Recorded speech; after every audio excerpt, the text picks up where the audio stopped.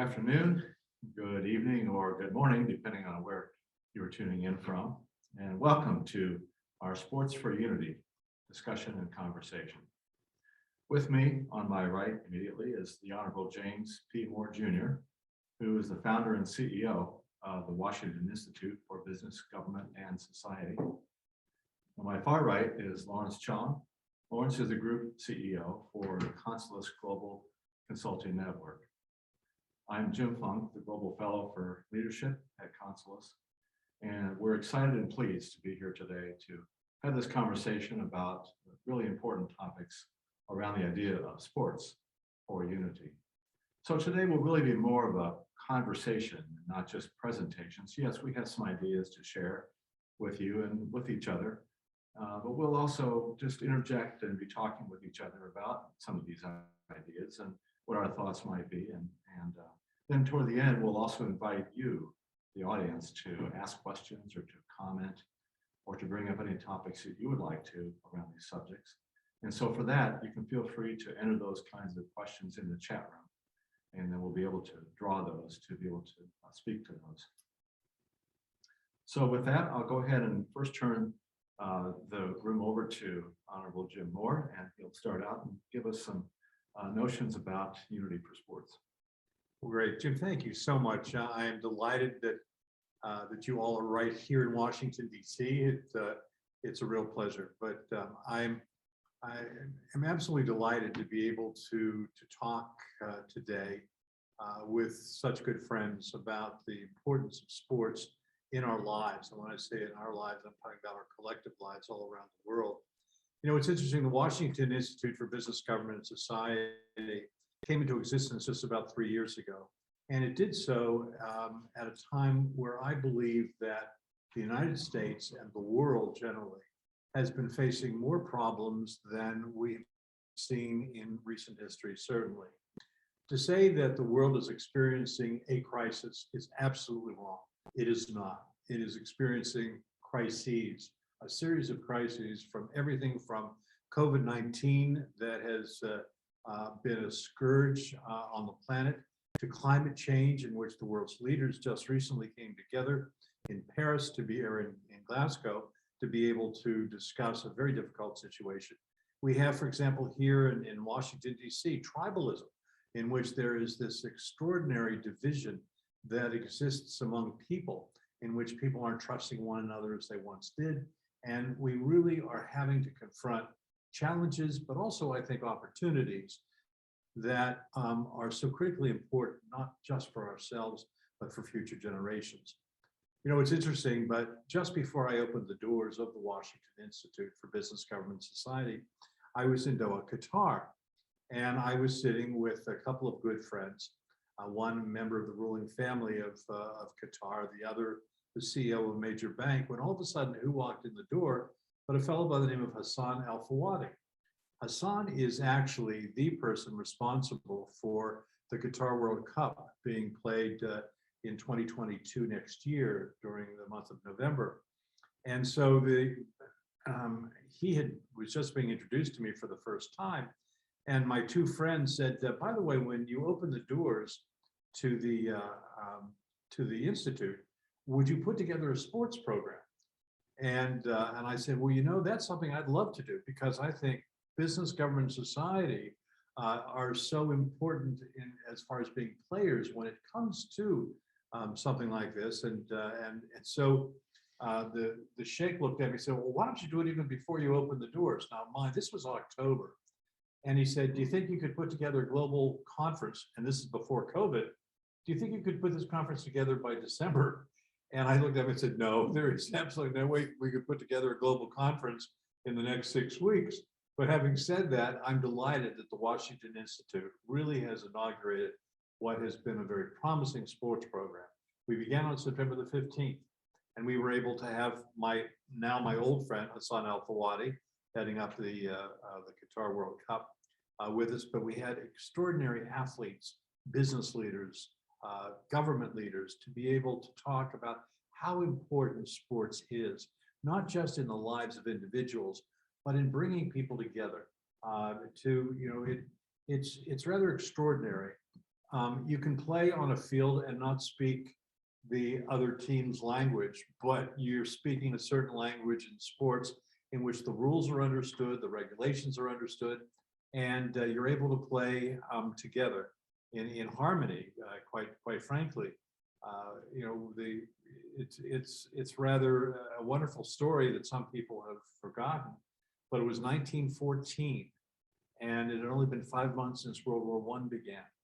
And on the German border, on the western border, the Brits and the Germans were in fighting against one another when it was decided that wouldn't it be great if we could take 24 hours and just stop the war, suspend the war. And so it was right there at Christmas time. And what did they do? But not only did they suspend the war, but they played soccer, played football right there on the battle lines. I mean, it's rather extraordinary. The sad part of it, of course, is that after that 24 hours was over, they went back into war. But that's an incredible example of how unity can be brought together when we're dealing with sports. You can be any race, any ethnicity, any socioeconomic rank in life, and yet you can be playing on the same level playing field. And it's a wonderful reflection. It's a wonderful reaffirmation of the fact that that we are all human beings. We all exist in this world together. We have to work together if we're going to succeed. And so it's been a wonderful thing for us we started off with the conference. We have been continuing with fireside chats on sports, of which this is a part of that program. And excuse me, and then we're going to hear from Lawrence shortly in talking about a global sports impact report. I think we're having a debate as to whether it should be called a report or a review, but nonetheless, we're going to take time to be able to really reflect, not just as far as how far can somebody throw a ball, how far can somebody run, but we're going to talk about how important sports is when it comes to diversity and inclusion, ethics, sports and diplomacy, gender equity. A lot of these issues are not just issues of sports, but they're issues that we're dealing with in our world today. But sports is able to really give some highlights to what this is all about and how we should be able to confront it. So it's a very exciting time, I think, for us to be really trying to put our differences aside. So I was mentioning, you know, we're here in Washington, D.C., and we really right now are sitting probably no more than a 5-minute walk to the U.S. Capitol. Well, I can tell you that right now in the U.S. Capitol, there is a lot of fighting going on. There's a lot of discord. The Democrats don't care for the Republicans don't care for the Democrats. We're not seeing a lot of bipartisan workings together. And so it's a great reminder of what is at stake. And I think certainly from the standpoint of the Washington Institute, which is global, you know, we start here in the United States and we think about the dilemmas that we face, but recognizing that these aren't unsolvable dilemmas. These are things that we can work out just like you work out on a sports field. And so it's very exciting, I think, to see how business, government, society can come together. The sports program, and certainly the work that the Washington Institute is doing with our sister organization, Consulus, headed up by Lawrence in Singapore, is I think a wonderful thing and holds great promise. You know, it seems to me as you're talking about how people put their differences aside, you know, when they get on the field, on the playing field. And why is that? And how can we somehow transition that to other activities in life? So you'll put differences aside and understand each other. When I think about it, you know, how does that happen on the field? It happens because we have a human need to play, and sports is play. We have a human need to compete, and so there's an opportunity for competition and a need to grow physically, and so it's a great place to grow and to further develop. And so I wonder if you have any thoughts about how does this unity through sports get carried over into some of the other places where we have so much division and a lack of ability to. Well, it's interesting when you have a World Cup and when you have an International Olympics, it gives you the opportunity to be able to have young people for a change show you how to be able to deal with dispute, to deal with a number of issues. I think it's fair to say that when athletes are on a playing field, they don't necessarily love the other team, but there is respect for the other team. Because without that respect and understanding as to what the rules of the game are, the ability to play and to compete in that arena is limited. And so I think for an awful lot of us, we can find encouragement and we can find inspiration in watching a game on the field or watch people competing with one another in a friendly, ethical way. The point of respect, I think, is a very good one. And, I think the respect is there partly because, as an athlete, what it takes to get to that level of being able to perform and to be able to play at the level that you're playing at.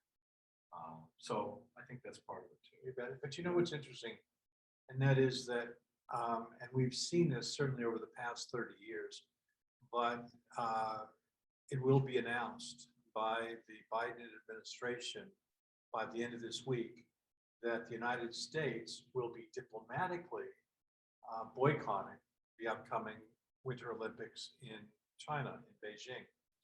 And this is going, we've had this before. We had this with regards to Russia. We've had this in regards to other countries.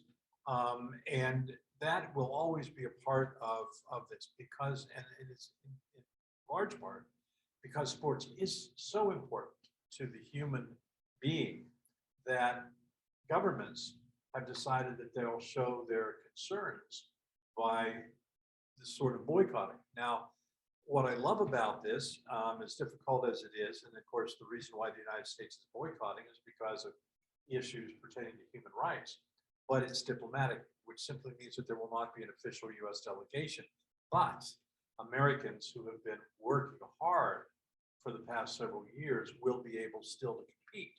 And that's, I think, so very important at the end of the day. And again, being able to be on the same level playing field is so important. That's why not long ago, of course, we had, in the case of Russia, a doping scandal, which led to the last Olympics that we just had, in which the Russians were unable to be able to have their flag being waved, and instead it was made clear that it was a delegation coming from Russia. And so it's sports can be a little tricky, but the basic value of sports is that it is bringing all of us together and enjoying one another's company. Lawrence, any thoughts on what Jim has given to us in such great words?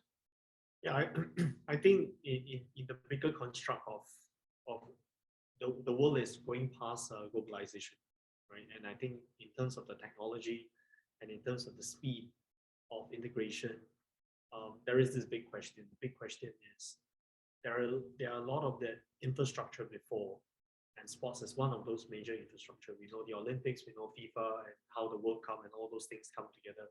And the deeper issue is now that we have all those pieces in place, how does it further the advancement of humanity? I think now we are really at the inflection point, right? So I think the diplomatic issue of the United States pulling out officially from the Winter Olympics and all these other issues are part of that bigger conversation, right? What do we have those things? It's like, we were very fixated about the toys, about the medals, and I think the recent Olympics was very inspiring. And I mean, some countries were obviously not great friends, but the athletes, they showed great love and respect for humanity, right? They reached out to each other, they congratulated each other, and you had a lot of those scenes in the last Olympics, right? So I would argue to say that when we go into this post-globalization, more towards this idea of the new humanity, right? What does it really mean? What do we really want out of it? And I think one image in my mind that was shared recently, of course, the space industry is taking off, Mhm. and a lot of people are going up to space, right? William Shatner was, of course, due to Jeff Bezos, he went up to space and he was so taken by the experience, but apparently Jeff didn't react very well to him. But just to say that he was so taken up by, he almost says it's like a spiritual experience, right? To see that beautiful earth, right? So I guess this is really that question. We have the full professional infrastructure of global sports. It exists, right? What is its intent and purpose? Right? How does it further the game, so to say, right? The game of unity for humanity. I think this is where everyone who is spending billions of dollars on sports or investments or in the industry itself, we need to be able to answer this question. Mhm, mhm. Jim, there was a global sports conference, I understand, and can you give us a few words of what that was about and any outcomes from that?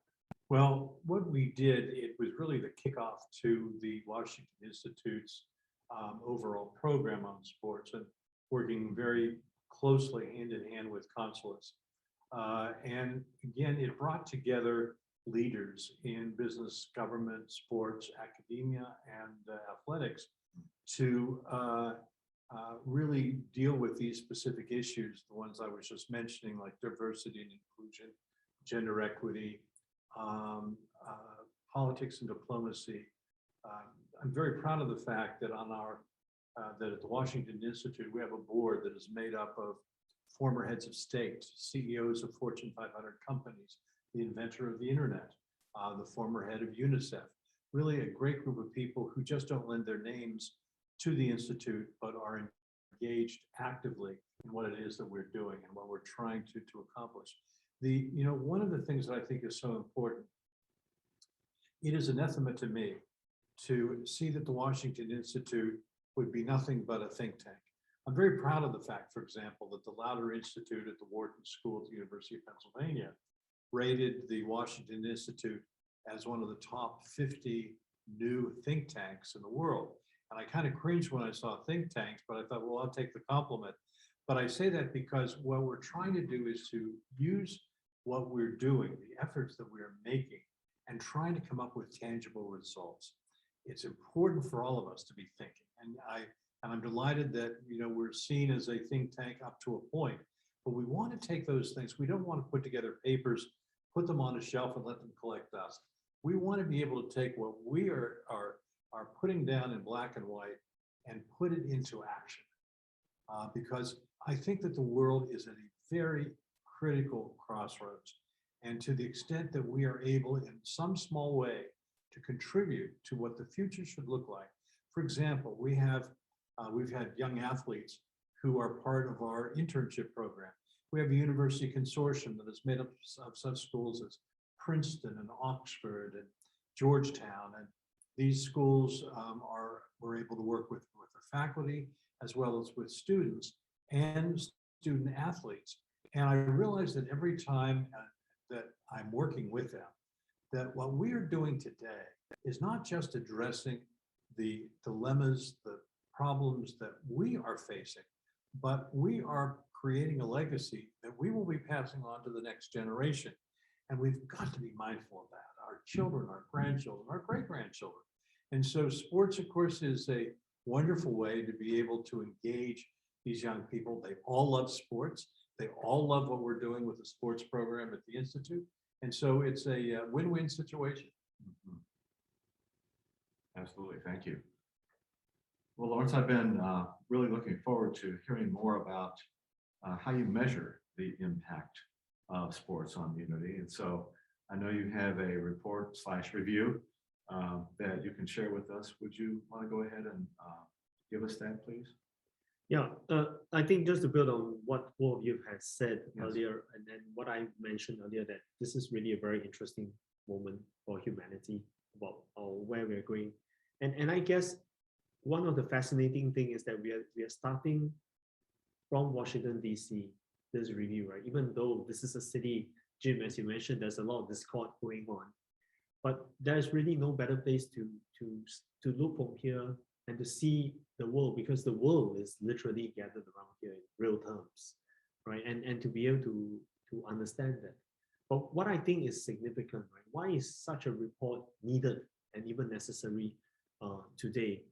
Is because as this pandemic dragged on, as we mentioned, what is clear is that everyone was so inspired if any competitive sport could take place, right? A football game, a basketball, and people were so excited to cheer the teams online, right? Even though the stadiums were empty.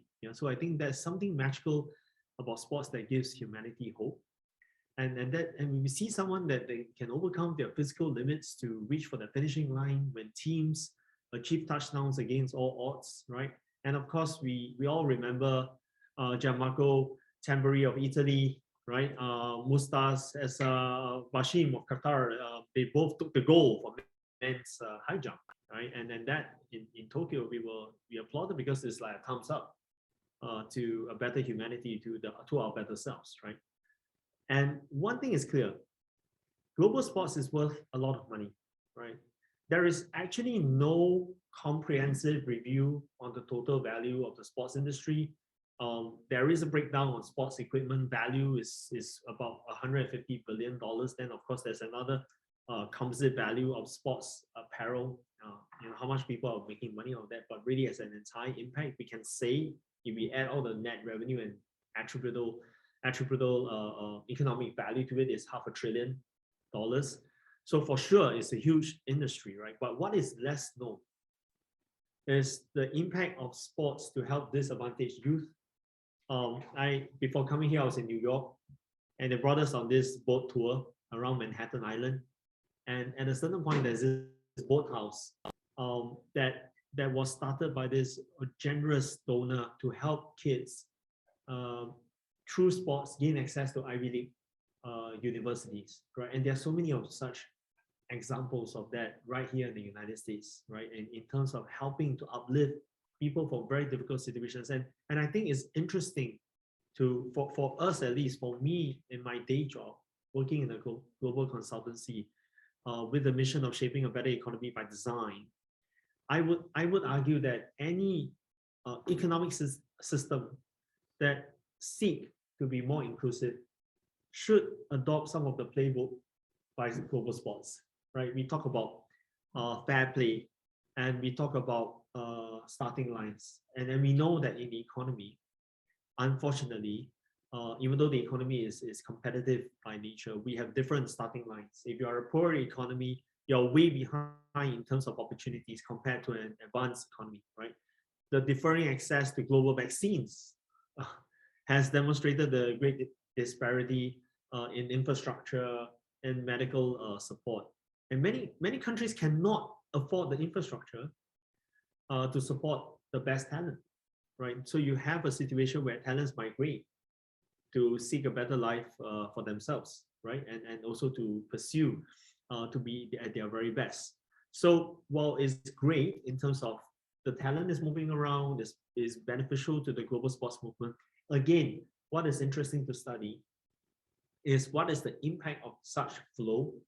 Like you talk about someone like Messi coming from Argentina, going to Europe, making it very big, and what are the spillover effects, so to say, right, in uplifting poverty to Argentina, to his hometown and the likes, right?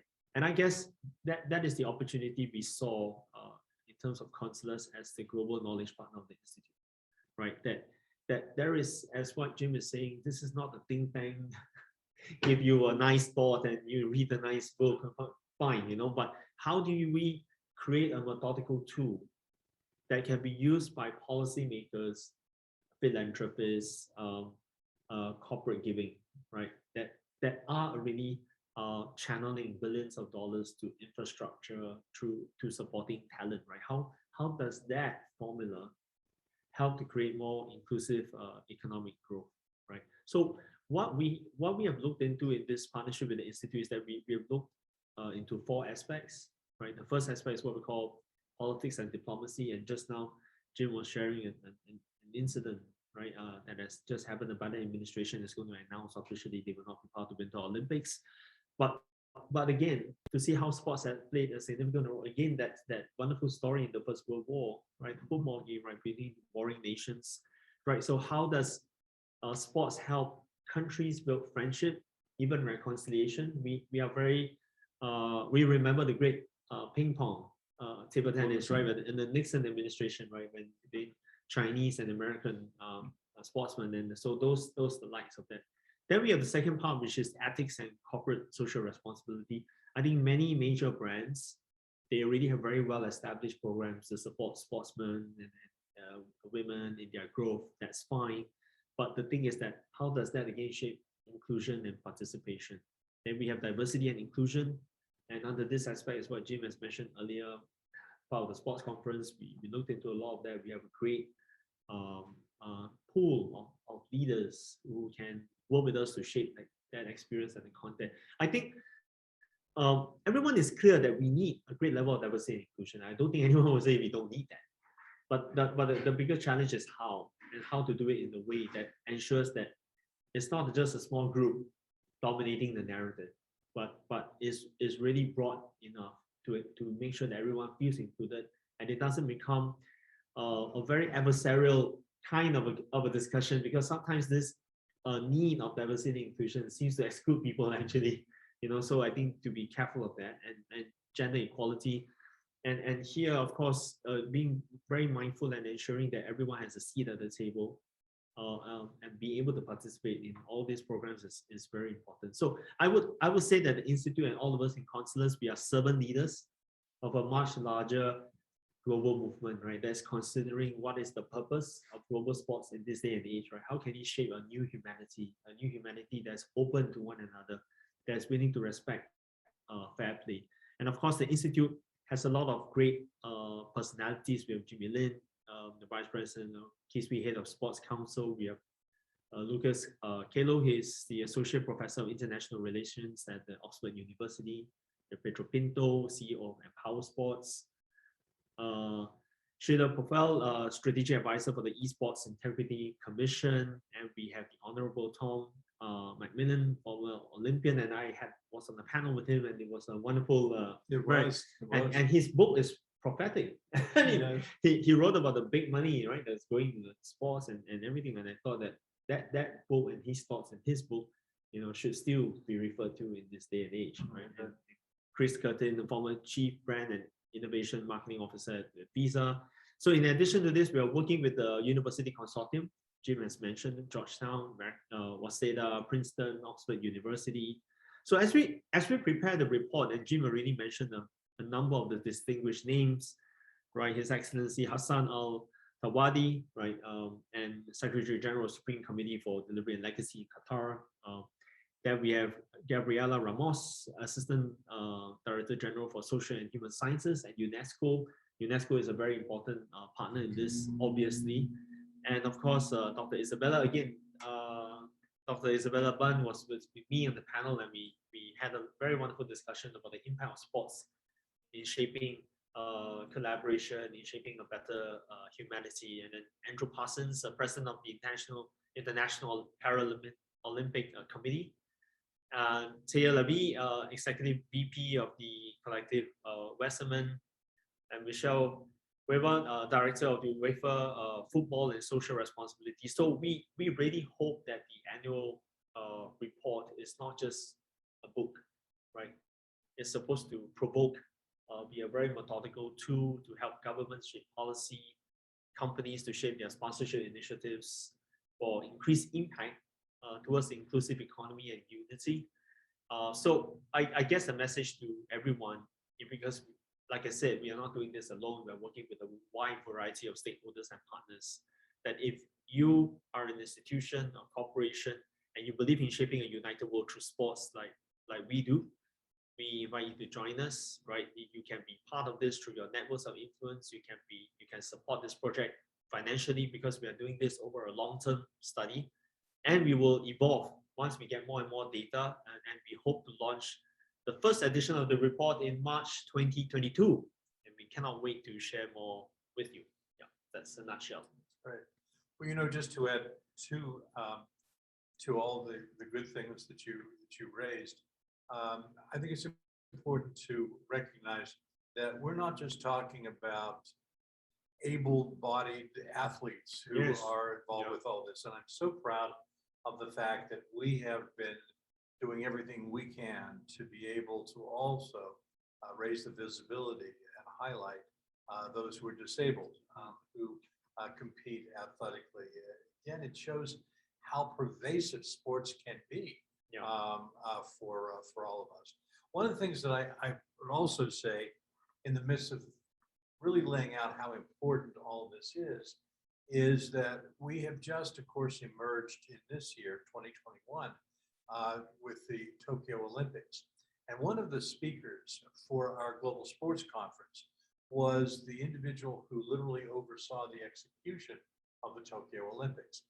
It was a gutsy move on the part of Japan to be able to move forward. Certainly. Yeah, it had been postponed, but when they went into it, and they worked very hard to be able to make sure that the COVID-19 pandemic was contained and was not going to the extent that they could make it so, become a pervasive problem within the Olympics. And when you think of these young people who have literally spent their entire lives gearing themselves to be able to compete on the Olympic stage, it was a very frightening thing to recognize that this pandemic that seemingly came out of nowhere was going to prevent them from being able to meet their dreams. And so I really have a great deal of admiration. There was a lot of criticism by a lot of people that were saying you shouldn't continue the games, but at the end of the day, I think it benefited all of us. It's interesting that we have, in the room, really East and West, one side of the world and the other side of the world, here with a common interest. And how was it that Constellus and the Washington Institute came together and saw we've got a common interest in this idea of sports for unity? The whole idea is of what you're about. Well, it was Jim's idea, and when he said it to me, and I went like, gosh, I don't remember anyone trying to put their mind around this. I mean, we always assume that sports is going to it's always bringing Yeah. people together, right? That's an Seems assumption. clear. Yeah, but no one really actually looked into it. And of course in Constellus, we're always talking about how do we shape the united world through consulting.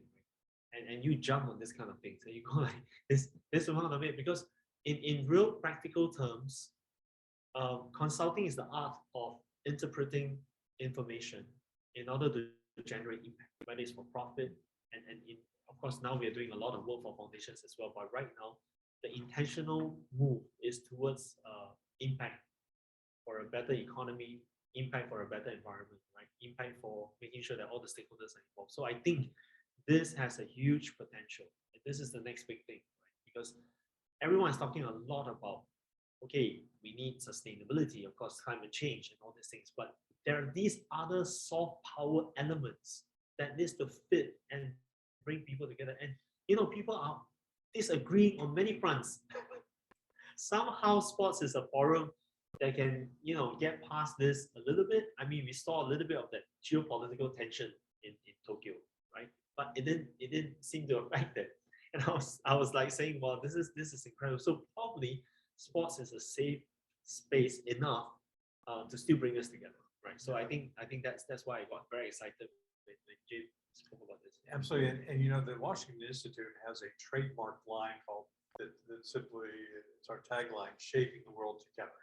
And then found out that Constellus was using much of the same sort of wording, but it's the reason why the Washington Institute is named what it is, the Institute for Business, Government, and Society, and that is because there is a full recognition of the fact that we cannot really address the problems and the challenges and the opportunities that we face today by ourselves.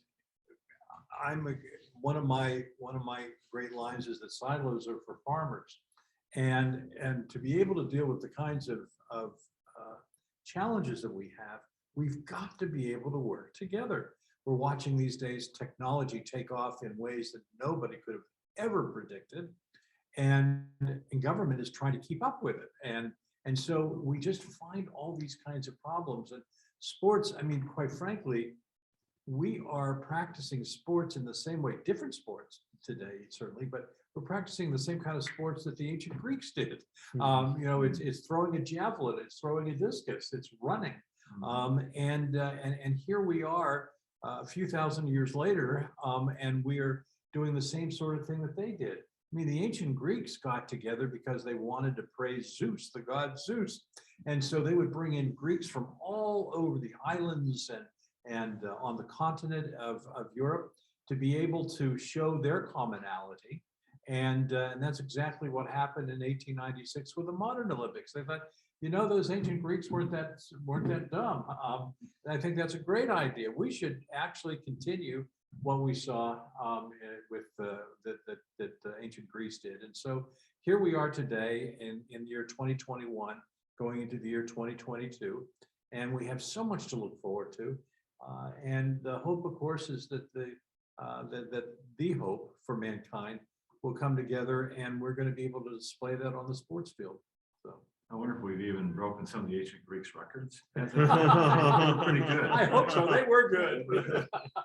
Well, another aspect of sports and unity I'd like to speak to a little bit myself is leadership. You mentioned leadership, and Morris and I have spoken a lot about what role leadership plays in bringing about people through sports. And I think there are a couple of things I would mention up front, and then I'll give an example. You know, the leader, the coach, the person who's in that leadership role, him or herself, displays leadership in what they do. And they have an opportunity to display leadership in what they do. And the players and the spectators as well, for that matter, have an opportunity to observe that person's leadership. What kind of leader is this person? And do they really bring people together, or do they separate them and divide them apart? You know, what is their style, and in what way do they do that?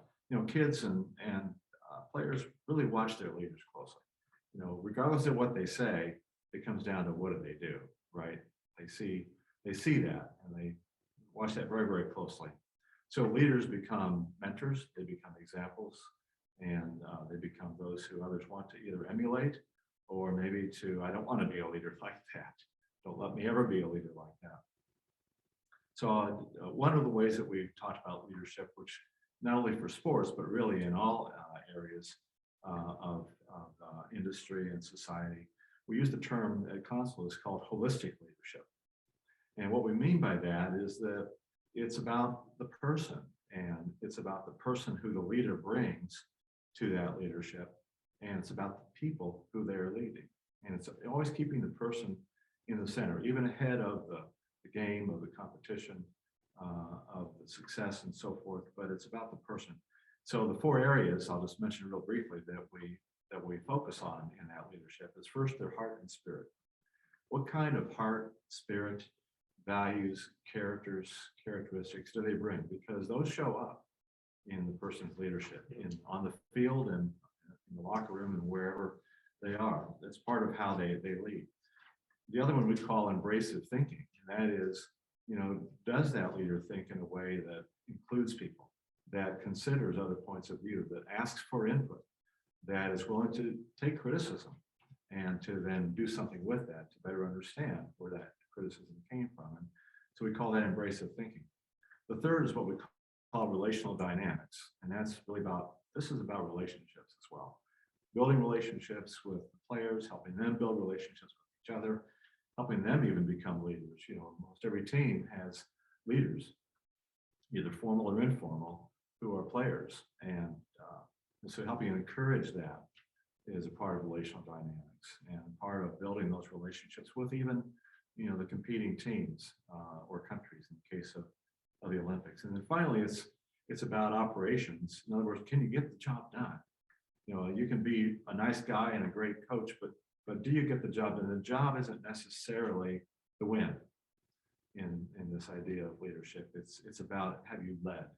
Have you led others to become their best, the best they can be, and to contribute to the level that they can contribute.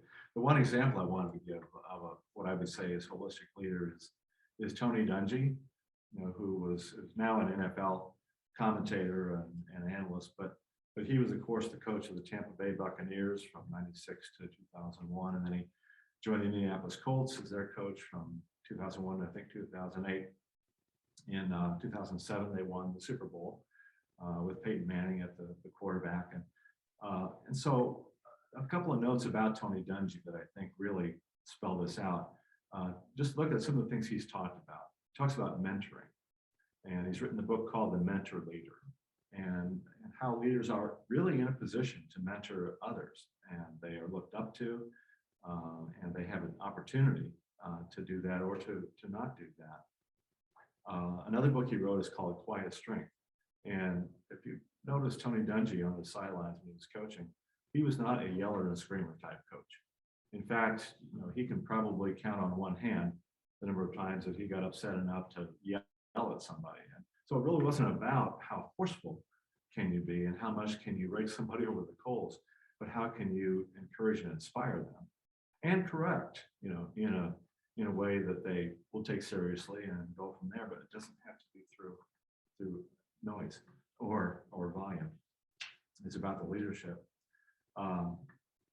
He has 4 characteristics that he talks about that he thinks are important in leadership. And I'm going to mention them because I think they're really critical when it comes to leading in sports and how it brings people together. The first is put other people first. Be sure you're putting other people first and those relationships. So it kind of goes with that whole idea of the holistic leadership model. The second is personal humility and compelling modesty. A very humble guy. He didn't puff himself up and put himself up on the pedestal. Look how great I am. I've done all this and done all that. He's made the Football Hall of Fame in 2016, and I haven't read anything where he's even made a comment about that other than maybe thank you. The third one is about setting others up for success and to really help even build a succession plan for yourself. What's going to happen to this team or this sport or whatever when I leave? And how can I set that up for success? And finally is what he calls workman-life diligence, making sure that you work hard and that you demonstrate that you work hard. And it does take hard work, to do. When I look at what the Olympians do and think about what it took, for them to get that excellent at what they do, that was a lot of hard work and a lot of encouragement and mentoring and coaching, by someone who was willing to take them under their wing and do that, and the person's commitment to that. So, how does Tony live this out? Because I think we can extrapolate this to all kind of leaders in sports. He extends himself. Their parents, he and his wife are parents of 10 children. 4 of those are adopted children, and so he's really expanded beyond what could have been. I really need to focus on my career. I've got a lot to do. I've got this and that, but his family is critical to him, and the giving of his time that he does, and with four adopted children is really commendable in that way. He's been a mentor to others, both formally and informally, and he really believes in the power of mentoring. Third, he talks about how he lives his faith, and that becomes an important part of who he is. And so that's why we don't see duplicity in Tony Dungy. We see alignment and integrity and critical aspects for leaders in sports to have is that alignment and that lack of duplicity. And finally, the humility. He displays it. If you just listen to him talk, he even speaks in kind of a soft voice, and humble terms. Just a personal observation of that. When he was in Indianapolis, he sent his kids to a school, an elementary school, just about a block from where I live, because I'm in Indianapolis, that's where I live. So we knew that, and one day we walked down to watch one of the football games, because his kids were playing.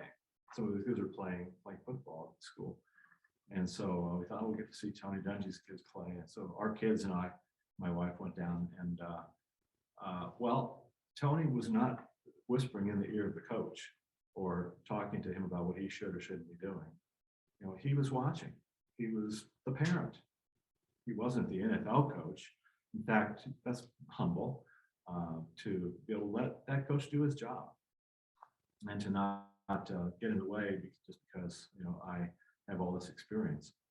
And the other thing I noticed was that down on the sidelines were what they call the triplets in the Indianapolis Colts. It was Peyton Manning, Edgerrin James, and Marvin Harrison. They were known as the triplets because they all kind of hung out together. They were all down there on the sidelines watching Tony's kids play. They also weren't injecting themselves into the game, but they were there because they respect Tony and his kids, and they were there for him, you know, to cheer them on.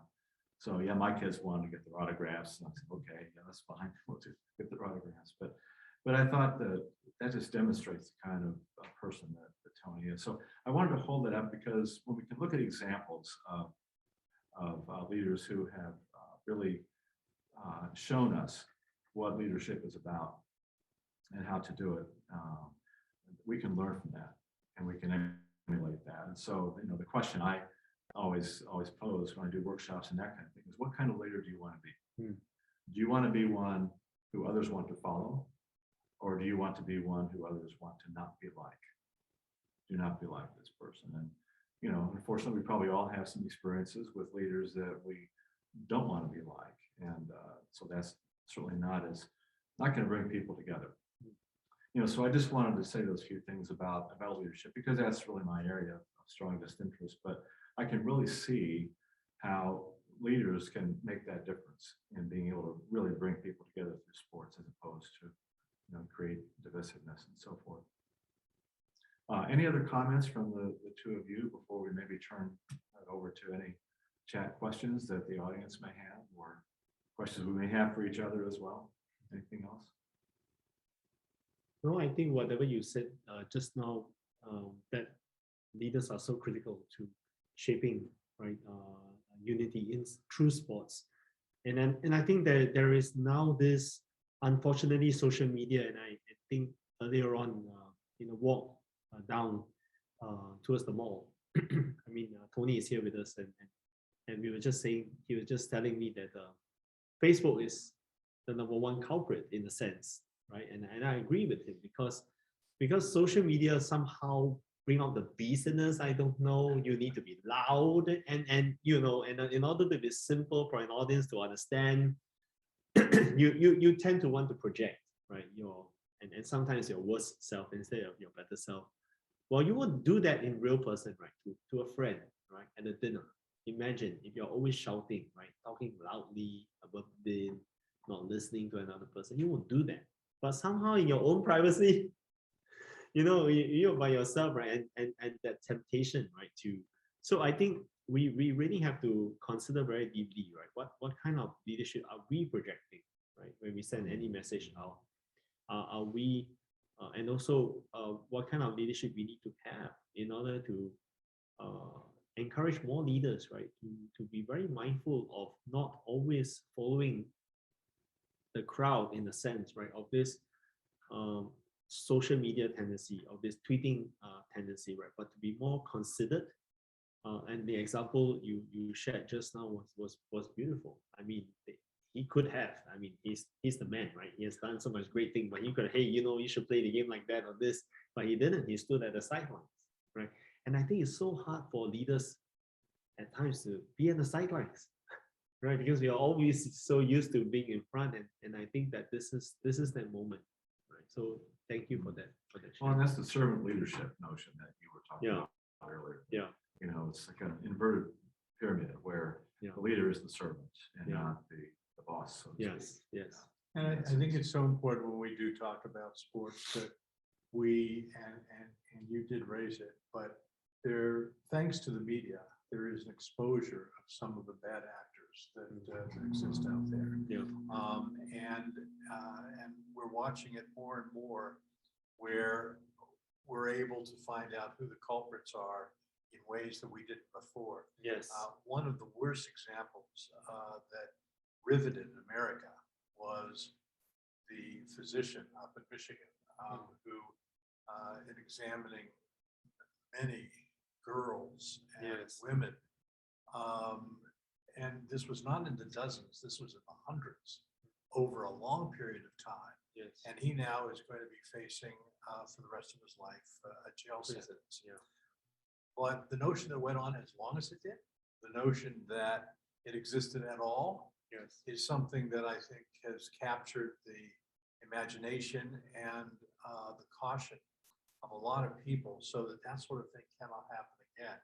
And I think people have taken it to heart, but it's always important to realize that leaders, to your point, Jim, can provide incredible examples of virtue, but there are also those who can show vice, and we learn from both of them. My mother used to say, "You learn from a drunk not to drink," and there's something to be said about that, and we find it in sports. So, Absolutely. Well, do we have any questions that are in the chat at this point? Or if not, we can ask each other some questions.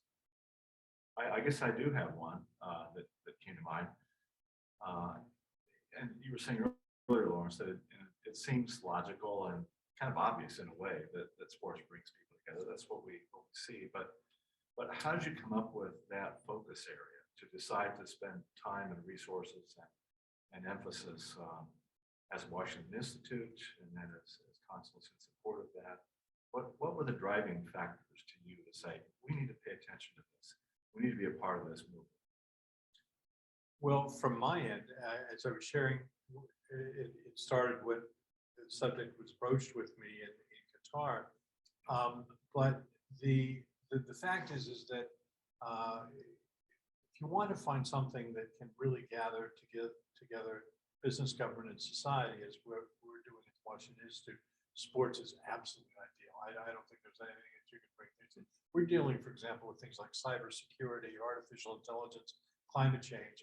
All of those are really critical. But sports, when you talk about sports, it puts a smile on your face. And I think to really gather voices, to be able to talk about sports, I mean, in our own ways, all of us have played sports.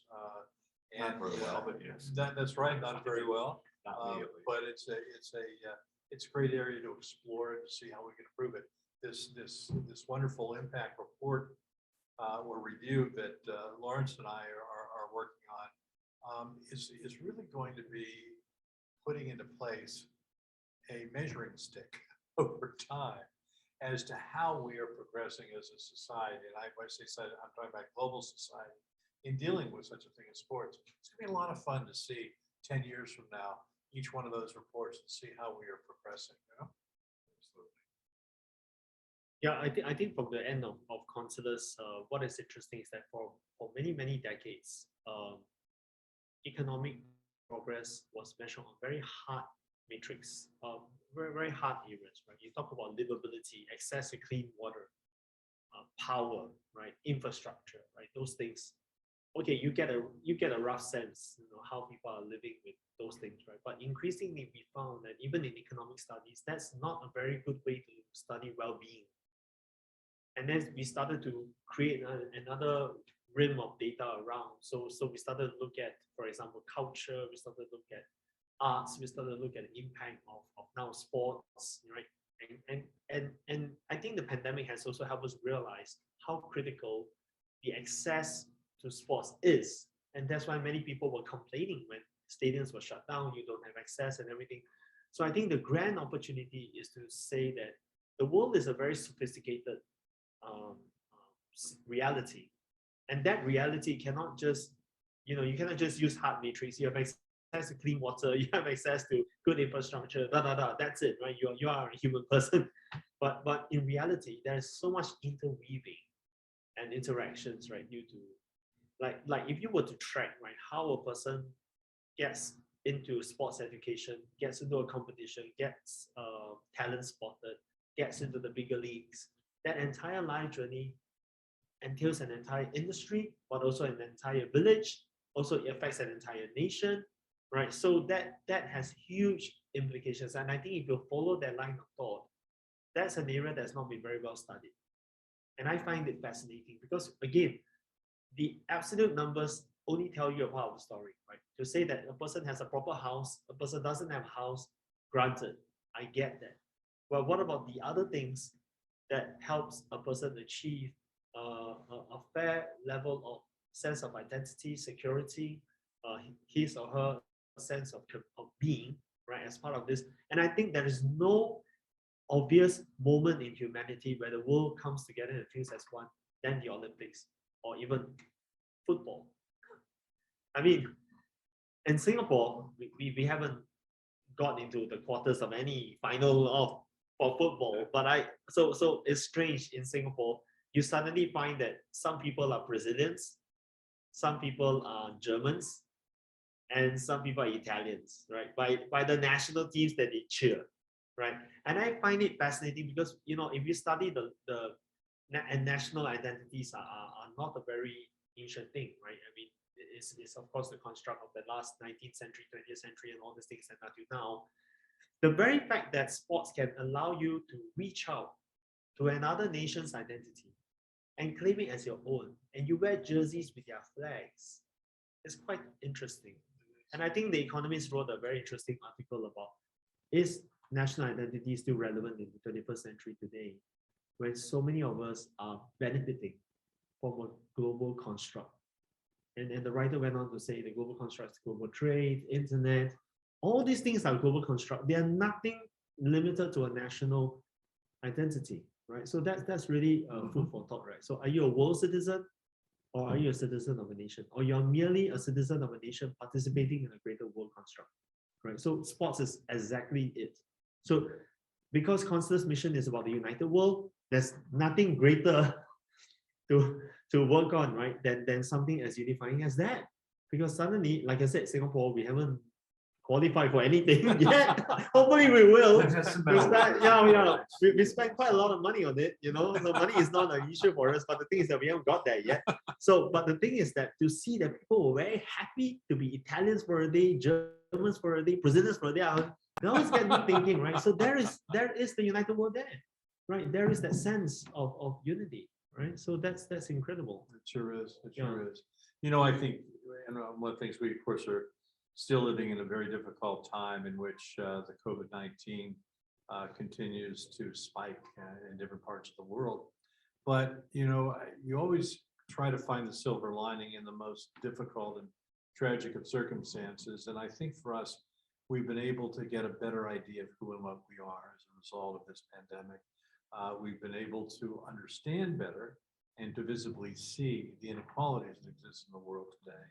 And so, we can, history students from, hundreds of years from now will look back on this period and point to the fact that a generation went through this extraordinary time.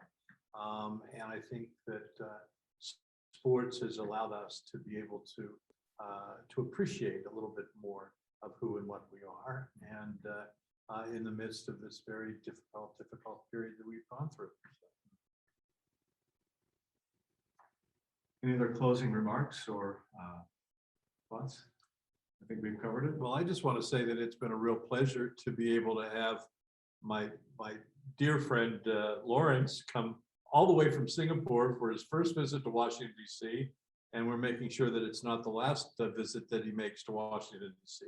And to be able to have you, Jim, come in from Indianapolis and to spend this time, I think it was an hour well spent, and looking forward to the work that we do in the coming months, going into 2022 with the Sports Impact Report, the Global Sports Impact Report, and really the start of something that I think will be valued by an awful lot of people for a long time to come.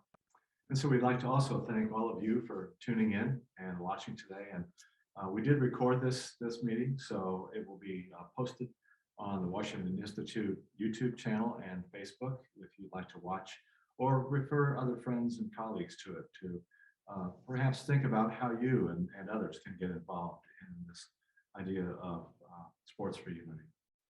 Thank you very much. Have a nice day, evening, morning.